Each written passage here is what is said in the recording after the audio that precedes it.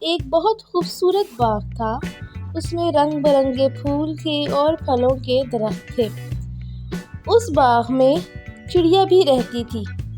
وہ بہت خوبصورت چڑیا تھی۔ اس کے چمکیلے نیلے رنگ کے پر تھے۔ اس رنگ کی وجہ سے اس کا نام نیلی چڑیا پڑ گیا۔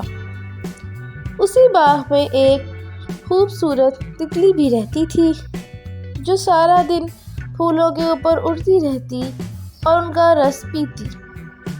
ایک دن بہت تیز ہوا چلی اور تتلی بہت ڈر گئی۔ وہ ڈر کر رونے لگی۔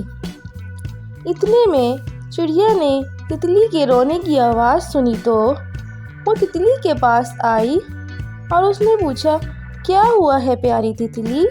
تم کیوں رو رہی ہو؟ کیا پریشانی ہے؟ مجھے بتاؤ۔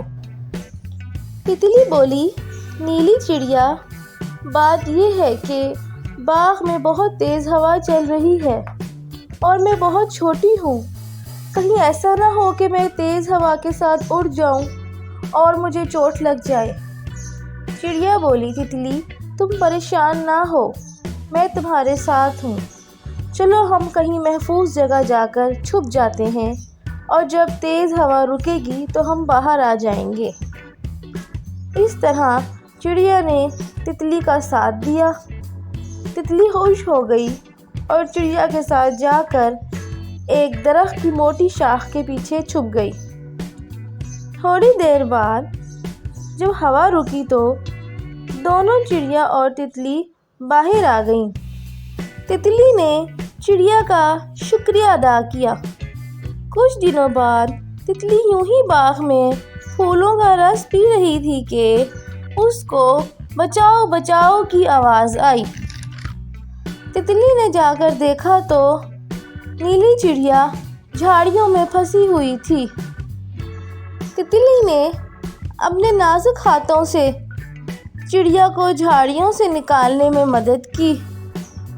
چڑیا جھاڑیوں سے نکل آئی۔ اس کے بعد چڑیا نے تتلی کا شکریہ ادا کیا اور وہ دونوں بہترین دوست بن گئے۔ ان کی دوستی نے دکھایا کہ ایک دوسرے کی مدد کرنا ہمیں خوشی اور طاقت دیتا ہے۔ وہ دونوں دوست اب باغ میں مل کر خوشی اور محبت سے رہنے لگی۔ اگر آپ کو میری کہانی پسند آئی ہو تو شیئر، سبسکرائب اور لائک ضرور کرے گا۔